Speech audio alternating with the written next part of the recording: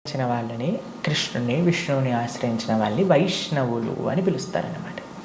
Okay. కాబట్టి మనకి చాలా మందికి తెలియదు పాపం. చాలా మంది అడుగుతుంటారు, వైష్ణవులు అంటే ఏంటి ప్రభుజీ, ఏదైనా కులమా అని అడుగుతుంటారు. వైష్ణవులు అంటే కులం కాదండి, భగవంతుని విష్ణువుని ఆశ్రయించిన వాళ్ళు వైష్ణవులు. కాబట్టి కృష్ణ భక్తులను ఎక్స్క్లూజివ్గా భగవంతున్నే శరణాగతి చేసిన వాళ్ళని వైష్ణవులు, శరణాగతులు అని అంటారన్నమాట. ప్రపన్నులు అని అంటారు, ముముక్షువులు అని అంటారు.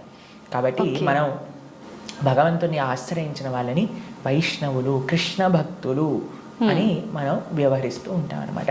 స్వామి నీవే తప్ప ఇతప్పరం బెరుగని, స్వామినే ఆశ్రయించి జీవితాన్ని స్వామి కోసమే సమర్పణ చేసి గజేంద్రుడు ప్రార్థన చేశారు కదండి. ఆ విధంగా స్వామికి మాత్రమే స్వామి దివ్య శ్రీచరణాలకు శరణాగతి చేసిన వాళ్ళని వైష్ణవులు అని అంటారు. ఓకే.